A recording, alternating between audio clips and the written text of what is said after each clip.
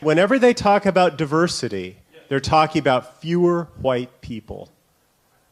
Fewer white schools, fewer white communities, fewer white people. It's ethnic cleansing. They're wiping us out of our own countries.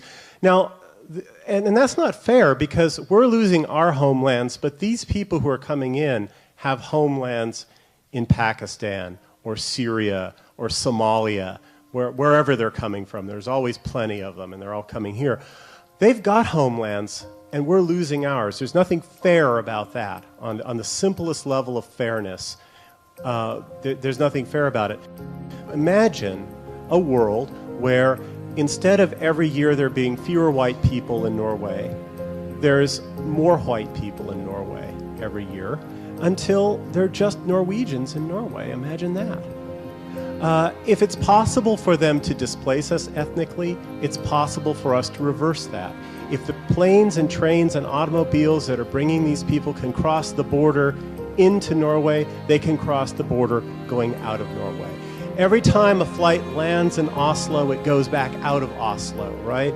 We can start increasing the percentage of each trip that are foreigners. And we don't have to have a race war or ethnic cleansing or a day of the rope or anything that scares people and makes people think, oh, this sounds like Nazi Germany, right? We don't have to have anything like that at all. The way I put it in the United States is that we've had a 50-year now, well, 52 years since 1965, when we opened the floodgates to the non-white world. And slowly, over more than half a century, the percentage of whites in the population has fallen. And whites are aware of this, and this is one of the reasons why I think so many white people are nihilistic, because they don't feel that they, as a people, have a future in America anymore. I think that if we had a white nationalist government come into power, we would simply say, we're going to go back to status quo 1965 by 2065. We're going to reverse the trends.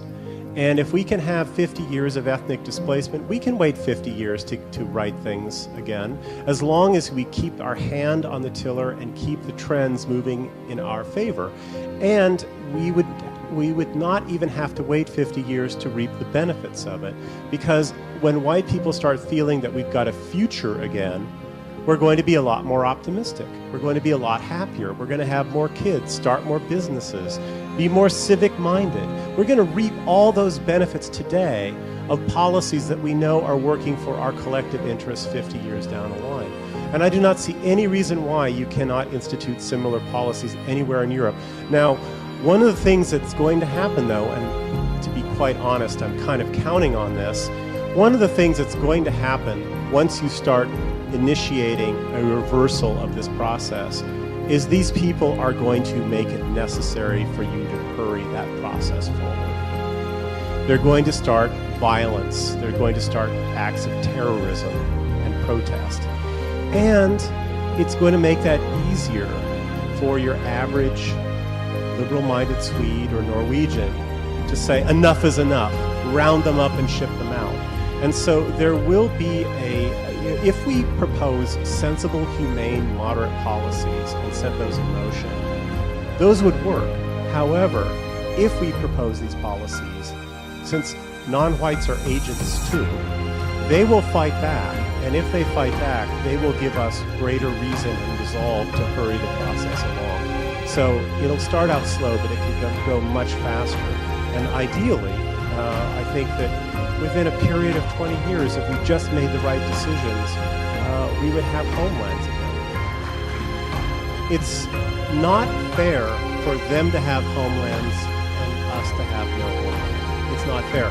Also, we accept all kinds of cleansing that goes on in our society all the time. First of all, we accept it when it's happening to us, right?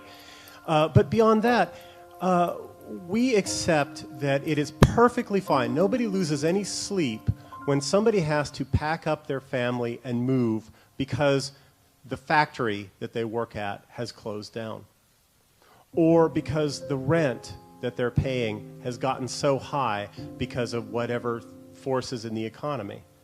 A lot of that's being driven by immigration, too. We don't have any problems with that. We sleep easy at night knowing that people are constantly uprooting themselves and moving them around for nothing more than private greed. Why then should we be unable to accept that some people should be pull up stakes and move away for the common good, for something more than just private business interests? We accept all kinds of forced relocation when it comes from the quote-unquote private sector for private interests. I think we can wrap our minds and our hearts and sleep at night knowing that this process that we're talking about is for the good of everyone.